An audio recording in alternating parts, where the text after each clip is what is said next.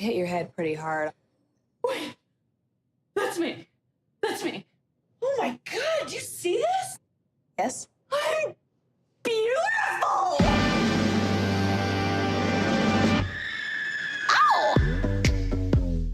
Who's that sexy thing I see over there?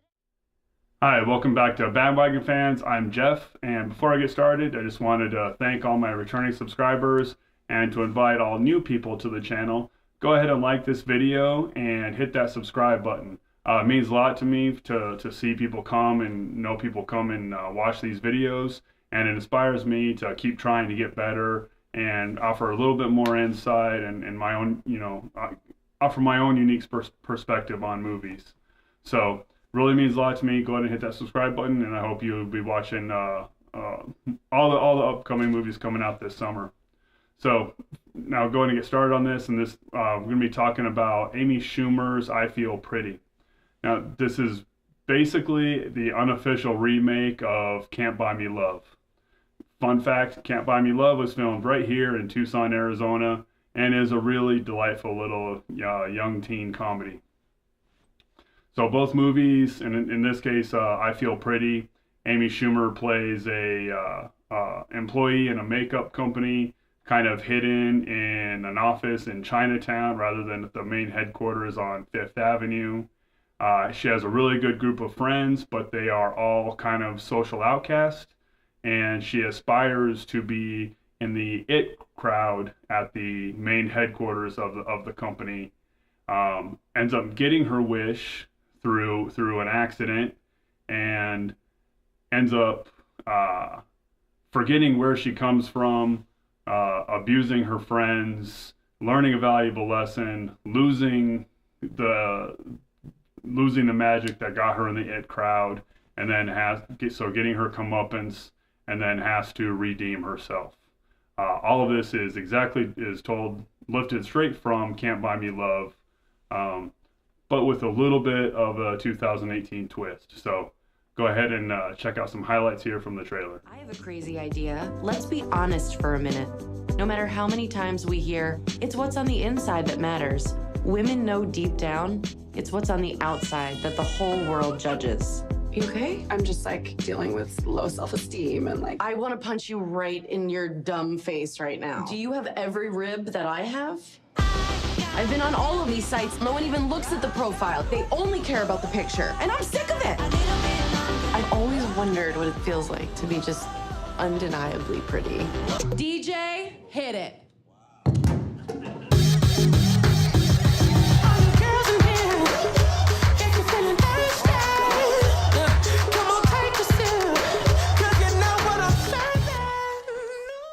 All right, so Can't Buy Me Love. This is written and directed by Abby Cohn and Mark Silverstein, starring obviously Amy Schumer, and with a pretty solid supporting cast with Michelle Williams, Rory Scovel, Lauren Hutton, Emily Dubchkowski, Adie Bryant, Busy Phillips, kind of an odd name, and then Tom Hopper.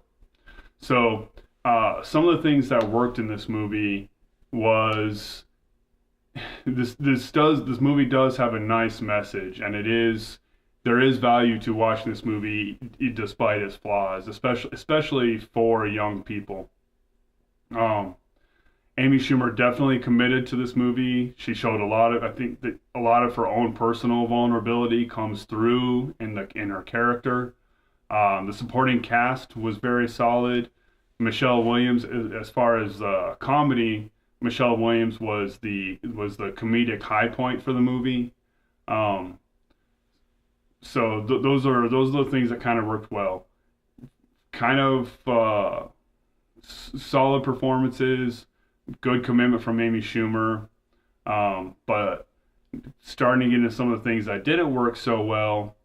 This is a romantic comedy that wasn't very romantic and wasn't very funny. So if it didn't work on those levels, or what exactly was it? And that's where you get into, this is pretty much a message movie.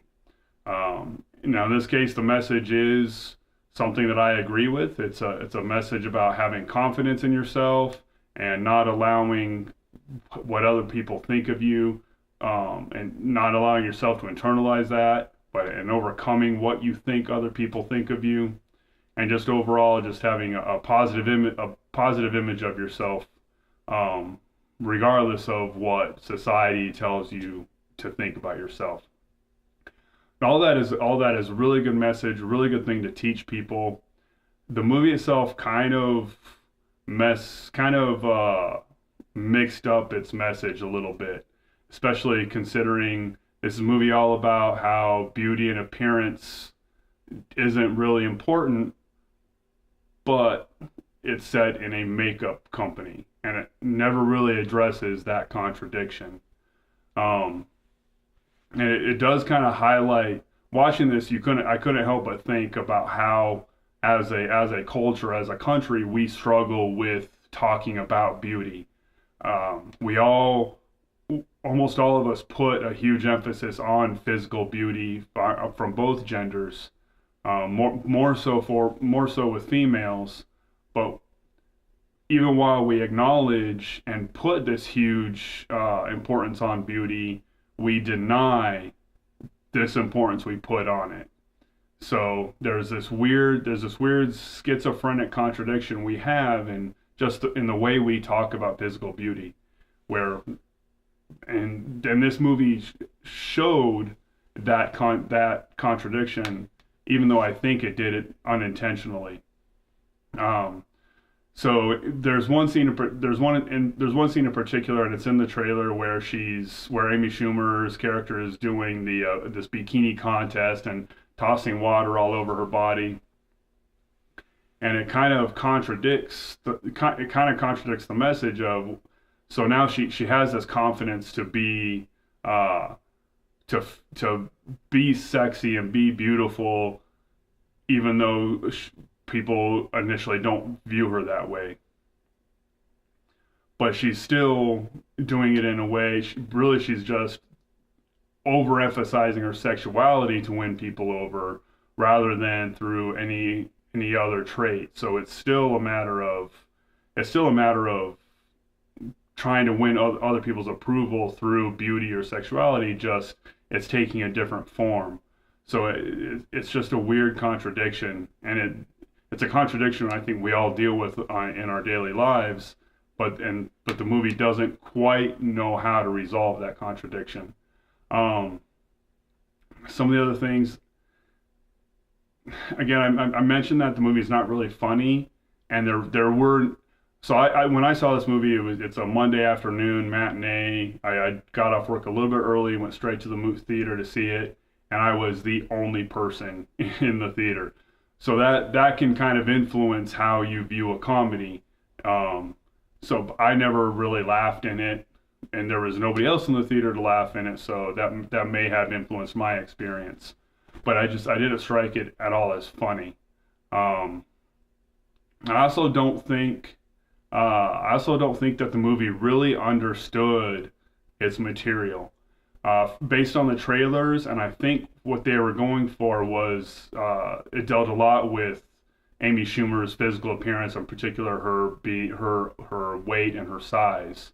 And even though most people would acknowledge that she is just a normal sized woman, she's not obese, she's not rail thin, she's just a normal sized adult woman, the movie really highlights how her size interacts with society in a negative way.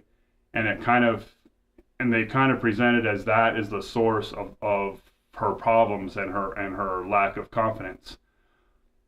Me personally, what I recognized in the character and in the movie is the real issue was an anxiety disorder. Now, I'm 42 years old. I was diagnosed with an anxiety disorder when I was 26.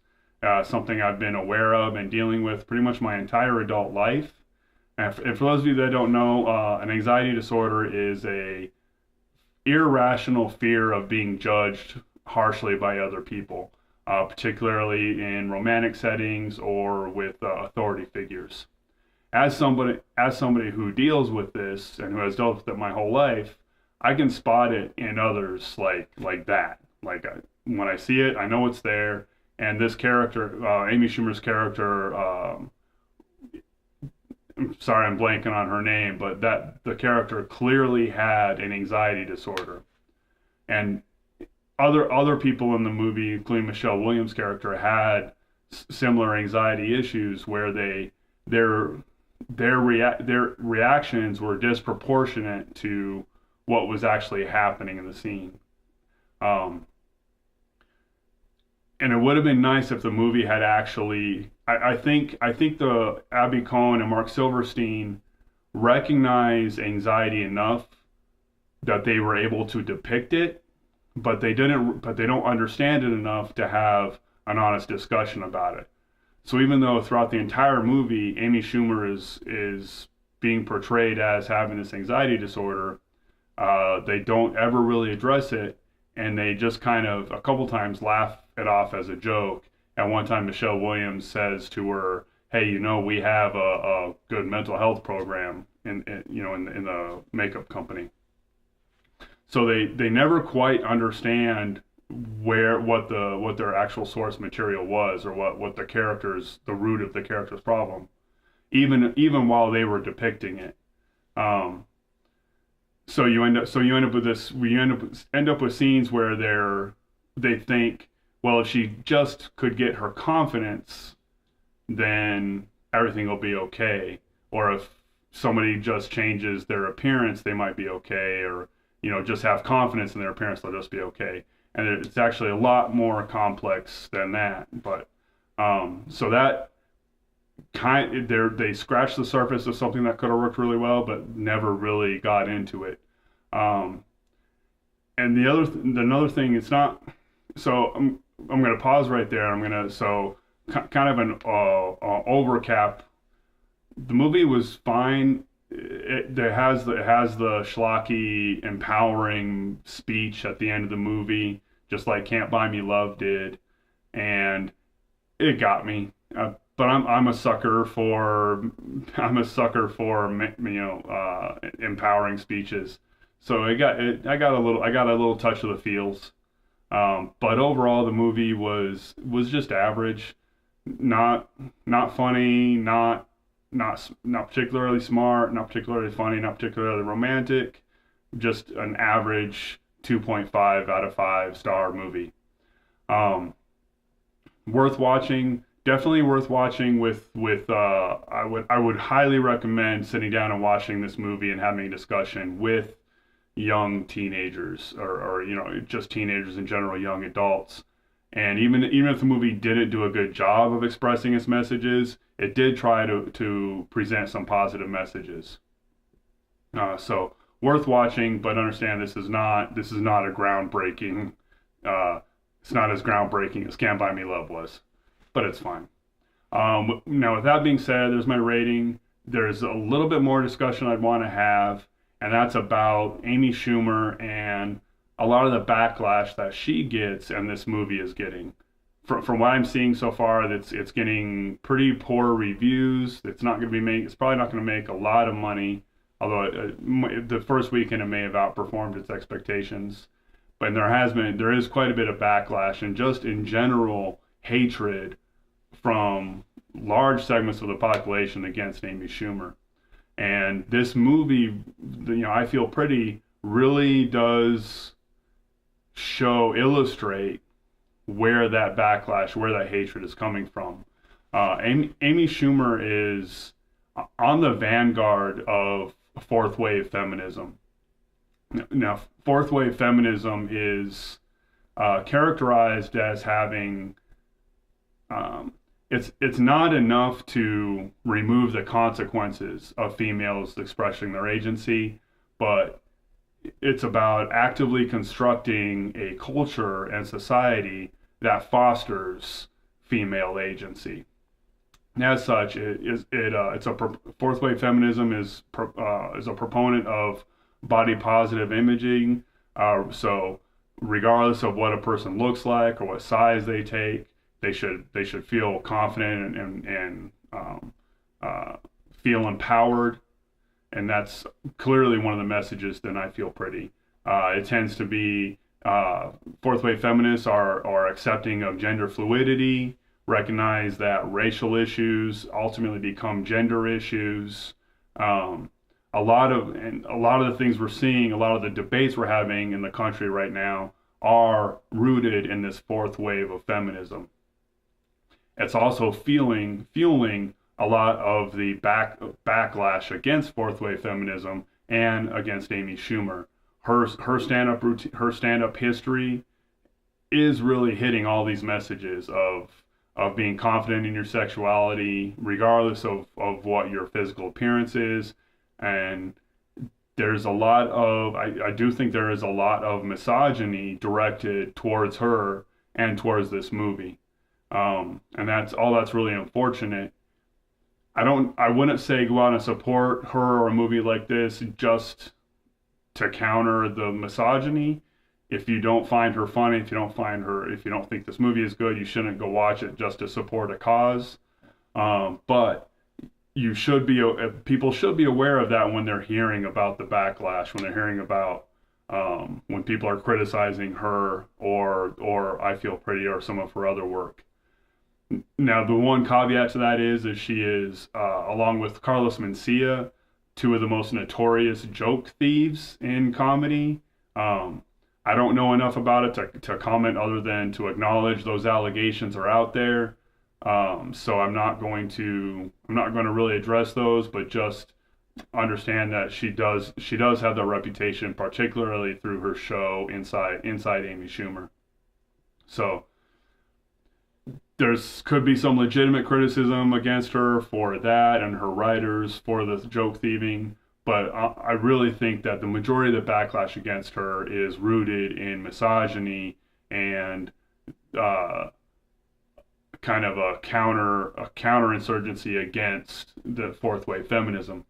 So a whole lot to unpack from a really largely forgettable movie. We're talking feminism, history of feminism, mental health issues, the plight of overweight people in a country that values physical beauty.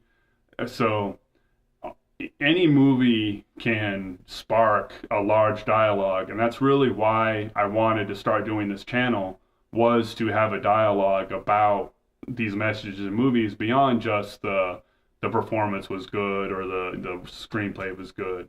I believe that movies are written by real people. They're made by real people with real issues, real things to say, and they're consumed by real people, us. So just because it's all fictional, just because it's all make-believe, doesn't mean it can't have a real impact. And hopefully going forward, that dialogue is the impact. So with that being said, let's get that dialogue going, and go ahead and comment below on anything, whether you saw the movie or didn't see the movie, or any of these issues that I've talked about for the last 5 or 10 minutes. Really interested to hear what you say. And as always, I'm Jeff. Thanks for watching, and get on the bandwagon.